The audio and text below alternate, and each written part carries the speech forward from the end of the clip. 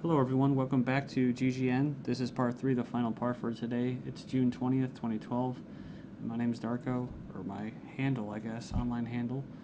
You can check out my websites, ggnonline.com, and on YouTube, ddarko2012 and ddarko2013 on my YouTube channels.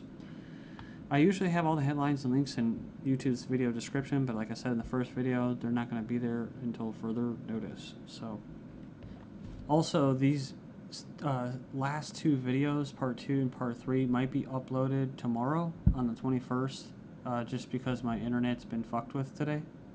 It leaves it on just long enough till while I encode and upload my video, and then it just disconnects it for about 15 seconds, just along so that these uploads are failing. So I don't know, maybe it's because I'm done earlier, it's 10:30 local time for me. Usually I get done around midnight. I don't know, but just really coincidental things, right?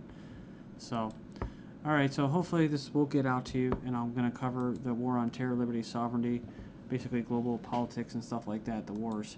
Powder keg, largest joint exercise in Middle East history. Troops, tanks, planes, and even Russian nuclear subs. So Iran, Syria, Russia, and China are planning the biggest ever war games in the Middle East, according to an unconfirmed report. So this is going around the internet, a lot of stuff going on the internet.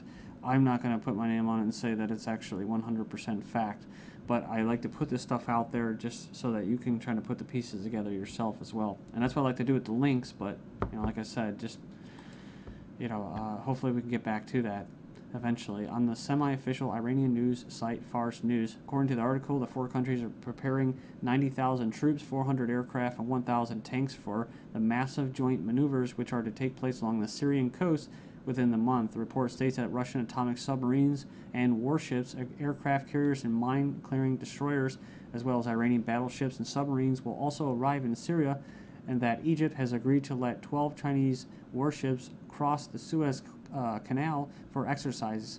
So it says here that the IDF spokesman called the report a political matter and declined to comment. So, and it goes on, it basically says they're currently holding talks with the six powers over nuclear program. Well, they basically fell apart, so, in Moscow. Then we have U.S. plans surge in military presence across the Middle East following the forced withdrawal of troops from Iraq. Washington is trying desperately to maintain regional hegemony. Says the U.S. is planning to maintain a significant military presence in the Middle East going forward, including 13,000 U.S. troops in Kuwait to help maintain their influence or their power over the region, according to a new congressional report released on Tuesday.